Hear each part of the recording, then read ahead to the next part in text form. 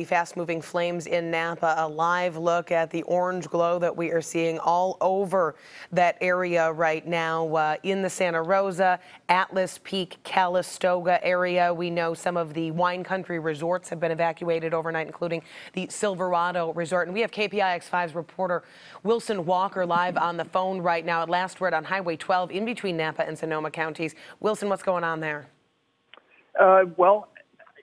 Just listening to the briefing we heard on the response to the fire, the first thing they mentioned was we're at the mercy of the weather and just trying to, get ahead of the fire and get people out of the way.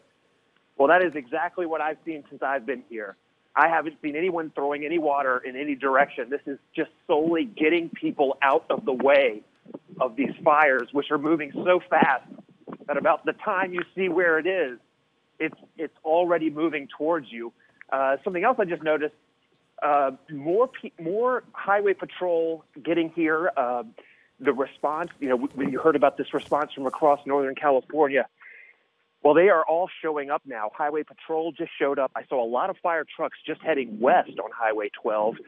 My guess that would be towards maybe Santa Rosa and the scene you just saw. But the fire here has pretty much burned through. There's still pockets of it burning. The highway is still relatively impassable. And there are still certain homes that are kind of hanging on as the last pockets of the fire here burn out. But it has moved south.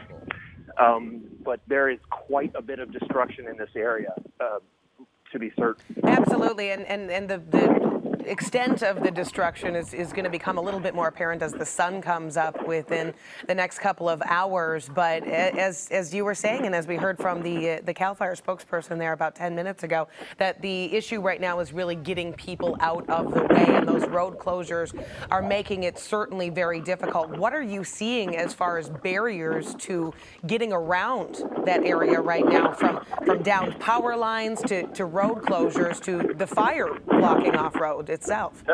Well, as far as power lines, the only downed power lines that I've seen were in areas where houses had burned. The roads are still pretty clear. There's just so much smoke and ash, and in the video you can see flames and sort of sparks kind of flying across the road. So it's a little harrowing to drive around. And I think the other thing is, with fires in so many different directions, which direction do you send everyone? I think the first thing I noticed when I got here, there was no real one direction you could go to get away from all of this. I think it was more of a, where you happened to be at what moment sort of determined which direction you were going to drive. It was chaotic.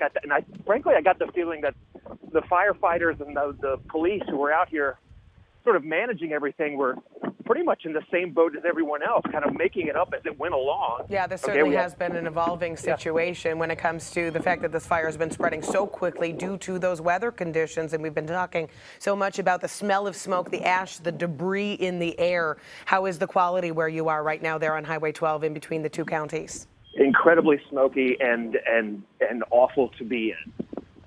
It's everywhere.